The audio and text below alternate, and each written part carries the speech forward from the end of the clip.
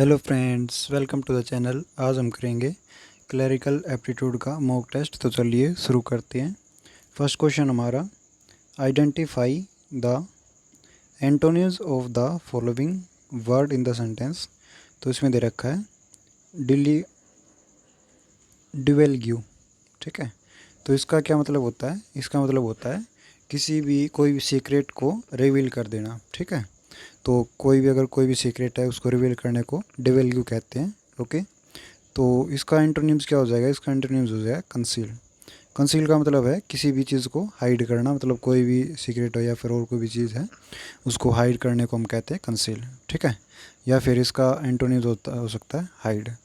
Okay, next question है question number 2। मुद्रास्फीति का संबंध अपस्फीति से है, वही संबंध त्वरित का किससे है? ठीक है, तो मुद्रास्फीति का संबंध अपस्फीति से है। एक बार इसमें को और देख लेते हैं। Inflation is related to deflation, in which way accelerated is related to, तो ये आ जाएगा रिवर्स। ठीक है, मंदी ये इकोनॉमिक टाइम में इकोनॉमिक रूप से होती है, रेस भी नहीं होगा। ठीक है, रैपिड भी नहीं होगा, ये हो जाएगा रिवर्स। इन्फ्लेशन उसका डिफ्लेशन का उल्टा होता है। ठीक है, तो एसिलरेशन का रिटार्डेशन या फिर रिवर्स उल्टा हो जाएगा। तो ऑप्शन नंबर कौन सा आ जाएगा? Option number A. ठीक है, नेक्स्ट क्वेश्चन है क्वेश्चन नंबर 3। इसमें दे रखा है उस ऑप्शन को सिलेक्ट कीजिए जो कि पैसिव वॉइस बनाता हो। ठीक है, तो इसमें दे रखा है can you give her a book. तो इसमें बता रखा है कि क्या तुम उसे बुक दे सकते हो। ठीक है, तो can C be given a book by you. तो इसमें आ जाएगा can a book be given by you. Can a book be given by you. ठीक है, can C be given a book by you, तो ये ऑप्शन भी हमारा हो सकता है। ठीक है, तो इसका ऑप्शन नंबर कौन सा आ जाएगा? Option number D.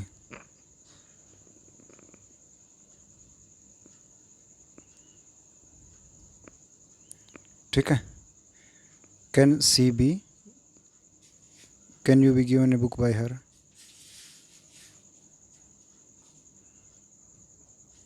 Can see be give, एक minute, can you be given a book by her, ये वाला ऑप्शन होगा ऑप्शन नंबर बी, ना कि ऑप्शन नंबर डी। ठीक है, तो ऑप्शन नंबर आ जाएगा बी इसका। ओके, नेक्स्ट क्वेश्चन है क्वेश्चन नंबर 4। एक ही पासे की दो भिन्न भिन्न स्थितियों को दर्शाया गया है। इसमें बताना है कि एक निचले स्तर पर है तो शीर्ष वाले फलक पर कौन सी संख्या होगी। तो 4 तो होगी नहीं, ना ही 2 होगी। ठीक है, तो 4 और 2 को हम क्या करते हैं, पहले ही काट देते हैं। तो 4 हमारे इसमें दे रखा है। ठीक है, तो 4 कट गया, एक ऑप्शन तो गया पहले ही। ओके, तो अगर एक यहाँ पे 2 यहाँ पे है तो 5 भी नहीं होगा इसमें। तो अगर हम इसको क्लॉकवाइज इस टाइप से घुमा के देखते हैं, इस टाइप से, तो यहाँ पे 2 दे रखा है और यहाँ पे भी 2 दे रखा है। ठीक है, तो 2 से हम क्लॉकवाइज घुमाते हैं तो ये आ गया 2, 4 और 1। ठीक है, और इसके बाद अगर हम इसको क्लॉकवाइज घुमाते तो ये आ गया 2, 6 और 5।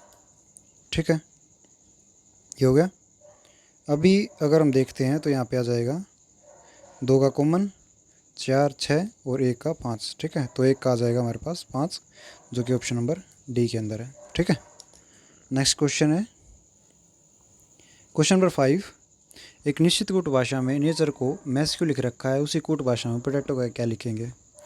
तो NATURE, नेचर को क्या लिख रखा है?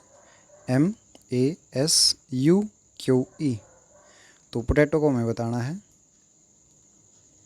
ठीक है, N का हो गया M, A का सेम टू सेम, T का हो गया S, U same to same, E भी सेम टू सेम, R का हो गया Q, मतलब -1 का रखा है सभी में। ठीक है, तो P को हम करेंगे OP, O सेम, T का हो जाएगा S, A सेम, T का हो जाएगा S और O सेम, OOSASO, OOSASO, जो कि ऑप्शन नंबर किस में है? ऑप्शन नंबर बी के अंदर है। ठीक है, नेक्स्ट क्वेश्चन है क्वेश्चन नंबर 6। हमें इन वर्डों को डिक्शनरी के अनुसार लगाना है। ठीक है, तो यहाँ पे अगर हम देखते हैं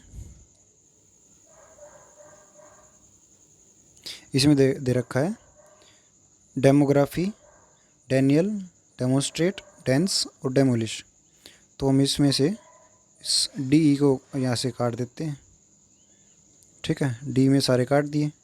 अभी आएगा एन, तो बाद में आएगा। ठीक है, इस 4 वाला एन भी और ये 2 वाला एन भी ये बाद में आएंगे। ठीक है, तो D E M O, M O, यहाँ पे भी एम ओ है, यहाँ तक कट गया। ओके, डी एम ओ तक कट गया। ठीक है, अभी आगे देखते हैं। यहाँ पे एन दे रखा है, यहाँ पे जी दे रखा है, यहाँ पे एल दे रखा है, तो ये वाला आ जाएगा फर्स्ट नंबर पे। ठीक है, उसके बाद अगर हम देखते हैं यहाँ पे एन है, यहाँ पे एल है, तो ये आ जाएगा फिफ्थ, सेकंड नंबर पे। यह आ जाएगा थर्ड नंबर पे A L, D E N, D E N, S I, यह आ जाएगा इस नंबर पे, और यह आ जाएगा फिफ्थ नंबर पे। ठीक है, तो अगर हम इसमें देखते हैं 15324, 153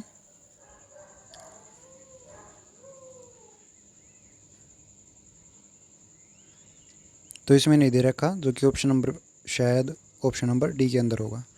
ठीक है, नेक्स्ट क्वेश्चन है क्वेश्चन नंबर 7।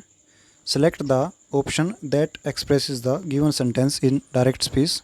तो डायरेक्ट स्पीच के अंदर जो सेंटेंस है उसको हमें बताना है। ठीक है, तो इसमें दे रखा है my mother asked me who is the new teacher.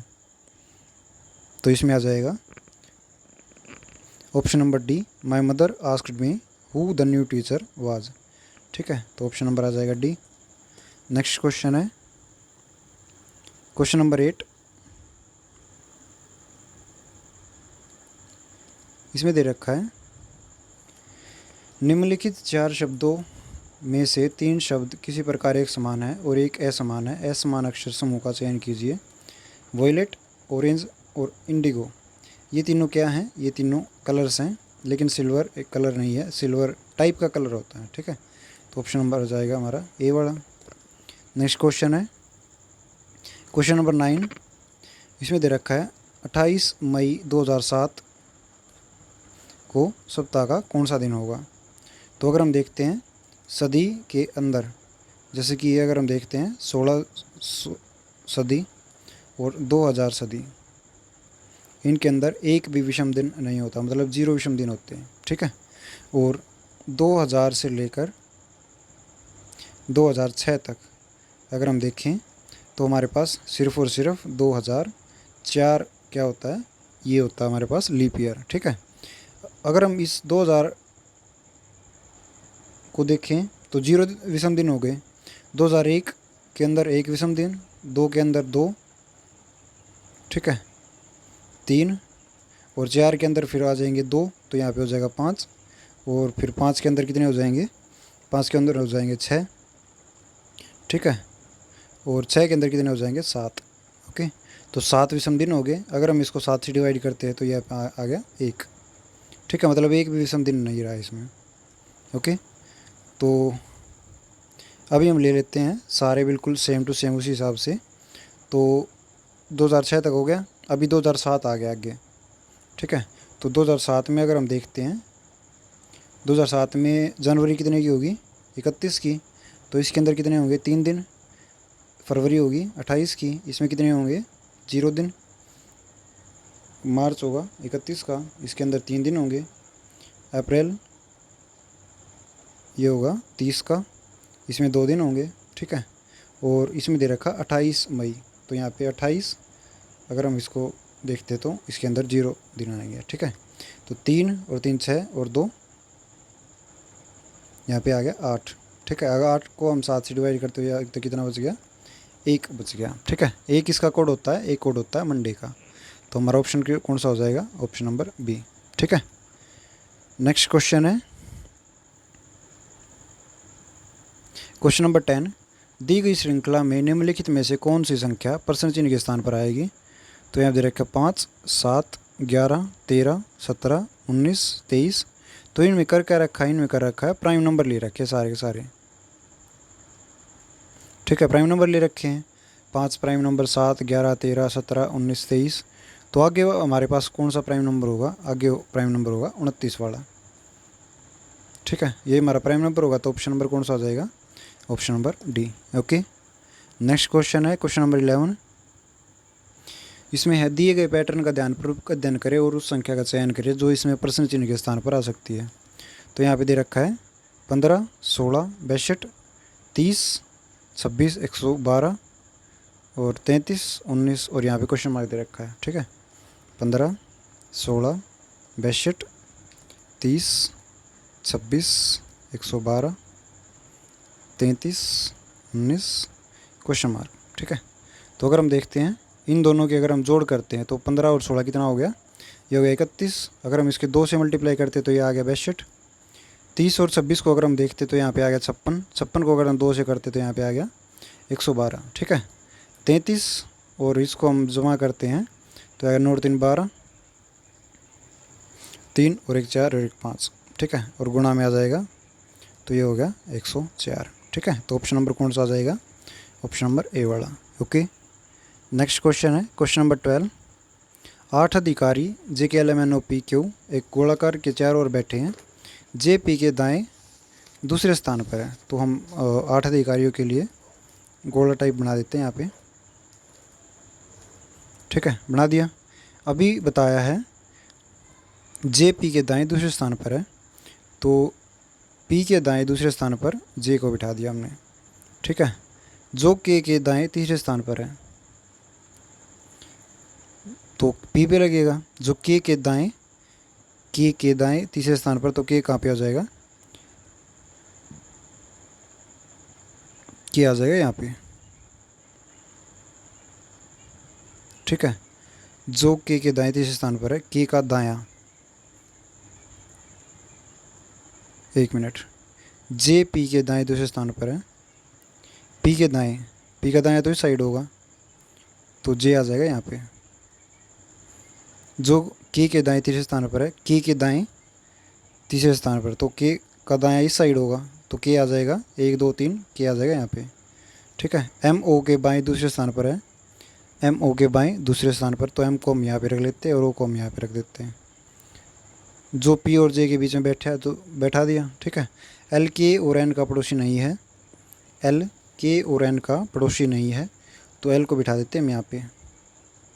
ठीक है, N को बिठा देते हैं हम यहाँ पे। तो कौन सा रह गया अभी? P, हमारे पास रह गया Q, तो हमने बिठा दिया यहाँ पे। ठीक है, तो L के तुरंत बाएं कौन बैठा है? तो अगर L को इस साइड बिठाते हैं यहाँ पे, तो इसका बायां इस साइड हो जाएगा। ठीक है, तो इसके बायां इस साइड कौन सा है? इसके बायां है J।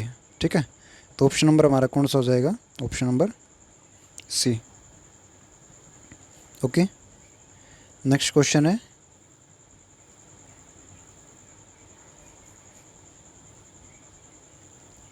Question number 13। The following sentence is split into 4 segments.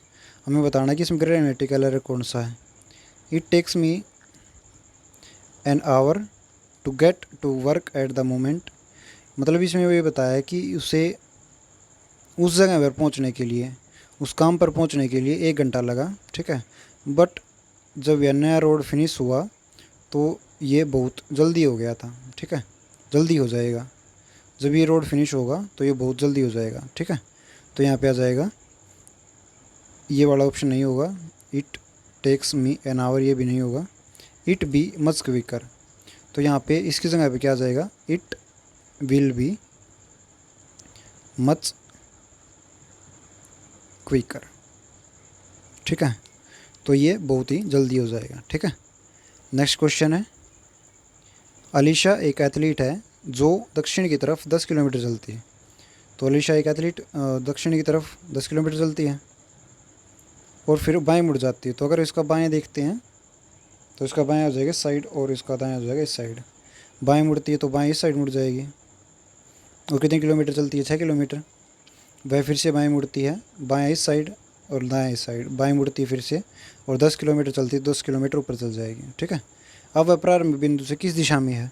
तो प्रारंभ बिंदु से किस दिशा की ओर होगी? तो वो होगी पूर्व दिशा की ओर। ठीक है, तो ऑप्शन नंबर आ जाएगा ए।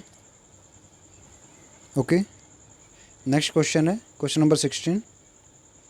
निम्नलिखित समीकरण को सही बनाने के लिए किन दो संख्याओं को ऑप्शन में बदलना होगा? तो हमें बदलना है, इस ये बता रखी है 5 गुणा 8 divide by 7 minus 3 equal to 14।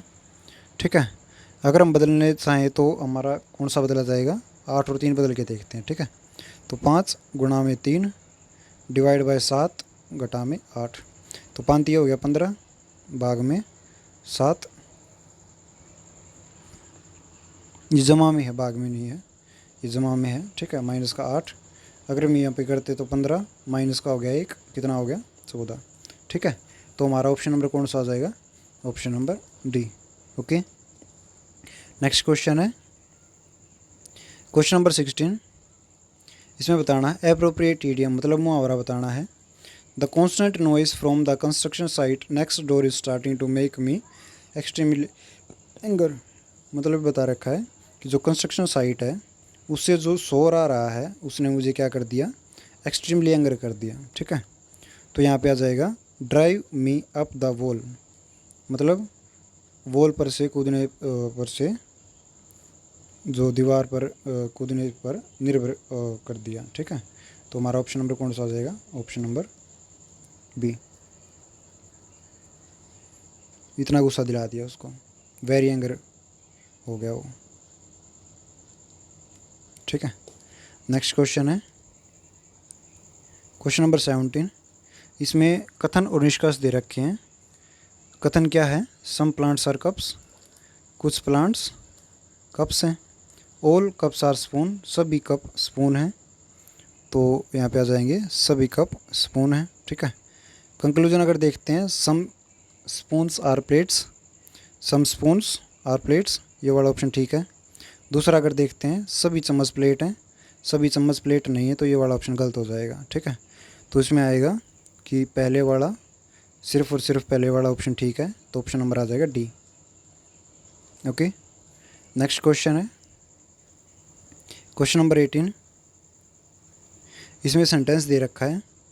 ठीक है, following of the demise of the Indian valley civilisation the Aryan migrated to India, there is a proof that Aryans possessed a scientific outlook.